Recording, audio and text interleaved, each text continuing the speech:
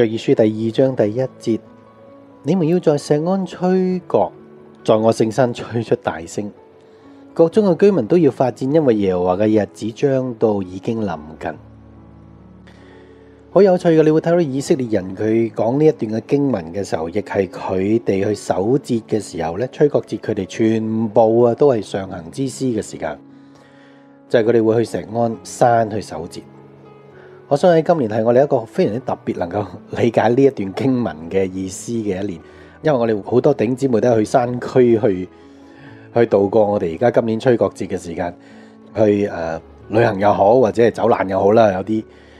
但係你就會明白喺佢哋過千年當中，每一年3次咧都要去一個咁遠嘅地方咧，仲係徒步方式喎，帶住佢哋嘅羊啊、牛啊或者佢哋嘅祭物咧，去呢個錫安山守節嘅時候咧，其中守嘅一個就係吹角節。而你會睇到我哋就親眼見到當年佢哋嘅一個嘅末劇啊，其實係神要我哋喺末後日子嘅人咧都一樣要知道。佢哋為佢哋嘅信仰已經年年做呢個活劇，但係有陣時我哋為我哋呢個信仰，我哋可能做一次，我哋都會覺得勞累，係咪？但係好啦，當我哋而家咁做嘅時候，我哋就會明白，原來呢個當時呢個吹角節係一個活劇咧，去俾我哋理解，原來喺末後日子嘅時候，其實會發生翻一模一樣嘅一個事件。而呢個事實上亦係喺嚟緊嘅日子當中，如果主未翻啦嚇，大家都會聽到關於吹角節更加詳細嘅分析嘅，去俾我哋理解點解我哋呢一套嘅信息同埋神所俾我哋嘅帶領，所俾我哋知道嘅嘢，其實就係按住指定嘅時間咧，去成為呢個世代嘅號筒聲，讓我哋就好似我尋日所講到，第一就唔單止我哋嘅信仰，因為咁樣我哋係能夠切實執行嘅，行真理嘅，唔單止為到自己，亦為到人嘅。我哋能夠成長，我哋能夠喺嗰個過程當中，我哋唔單止考慮自己，考慮埋別人。但係第二嘅就係，原來當我哋咁樣嘅守節嘅時候呢，而事實上嗰種切實執行呢，已經唔係紙上談兵，已經係簡直喺世人係一個大活劇。但係呢個大活劇唔係就咁做完一次半次就算，佢會有一次突然間呢一班人真係照住呢個活劇消失，佢哋會被提。而亦係按住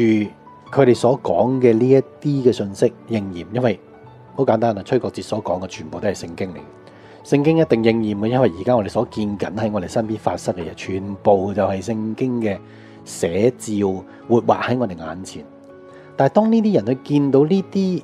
嘅事件發生嘅時候呢，其實敵基督佢所製造呢一啲嘅大迷惑呢，就可以話有個敵手啦。個敵手就係咩呢？個敵手就係話，原來一班被提嘅人呢，佢喺出現呢個大神蹟被提之前呢，呢班人有個大信息。呢個大信息係呢一班人甚至咧係直情用活劇方式去示範出嚟嘅。咁於是乎你能夠想象啦，嗰一班被提唔到啊嘅童女啦嚇，即係話而家你知啦，睡着嘅童女而家有油嗰班呢。就喺神嘅面前，佢哋願意接受靈恩，只不過就係話佢哋喺一個光景環境當中係完全唔警醒嘅，佢哋誤解咗啊！佢哋誤解咗等候神翻嚟就係瞓覺嘅方式用，就係唔知唔覺，不知不覺就最好啦。但係問題就係話，當佢見到人被提嘅時候，佢知道好明顯佢不嬲所信嘅嘢有一個好大好嚴重嘅問題。於是乎，你要睇到喺跟住嘅8.333個月嘅時候咧，呢一啲沉睡嘅童女咧，接受靈恩而懂得用聖靈嘅恩膏去侍奉神嘅呢啲嘅童女咧，就會咧利用嗰個時間最後嘅機會咧，將呢啲嘅信息發揚光大。你能夠想象嗰8個月雖然好似好短咁啊，但係咧肯定啊，即係呢啲嘅童女啊，即係所謂基督徒啦嚇，沉睡嘅基督徒咧，佢真係至死忠心搏埋條命咧，都將呢個信息傳出去。因為知道而家被提嘅呢一班人已經講明啊，佢哋剩下嘅呢啲有油嘅童女係幾時被提啊嘛？係咪？佢知道短短原來8個幾月之後，係聖經所形容嘅產難，全部而家都合理啦。既然人哋所講嘅全部應驗喺人哋身上，佢哋所講嘅預言都一定會應驗喺將來。你能夠想象到時世上最大嘅復興、最拼命嘅復興呢，就出現啦。呢啲嘅童女呢，就會喺咁嘅光景當中咧，侍奉完8個月之後咧，一樣會被提。因為咁咧，呢一套嘅信息咧就會去到全世界啦。而其實神係為咗咁，而讓吹角節呢個守節嘅方法係一個咁有趣嘅活劇。而呢個活劇就如我所講，約翰福音第7章、第8章、第9章，主耶穌基督更加去揭示，冇錯啦，呢一種黑暗當中嘅發光，讓瞎子能夠開眼，去赦免一個淫婦，呢啲嘅活劇，主耶穌基督更加好詳細嘅將啟示錄所講嘅所有呢啲嘅角色啊，同埋吹角節所講黑暗之災嘅時候，呢啲所有嘅角色啊，佢哋彼此之間嘅遭遇，同埋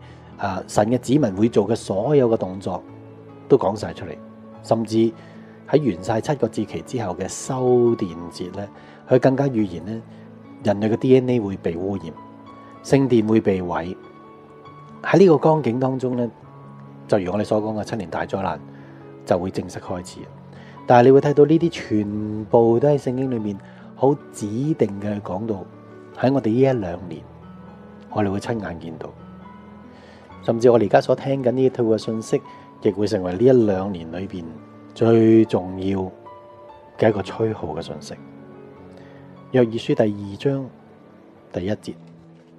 你們要在錫安吹角，在我聖山吹出大聲，國中嘅居民都要發顫，因為耶和華嘅日子將到，已經臨近。我將我這一生全奉情神手中，帶着誠意謙卑，盼被神用。我找到我主影中，再不會迷失虛空，現傳揚救主福音，挽救萬眾。期望能獻出身心，全為神不再放縱，盼在世每分秒生命，如惡韻獻奉，年復年獻出歌聲，能越洋千里遠送，我尚有氣息也歌頌，情奉我歲月每天播送。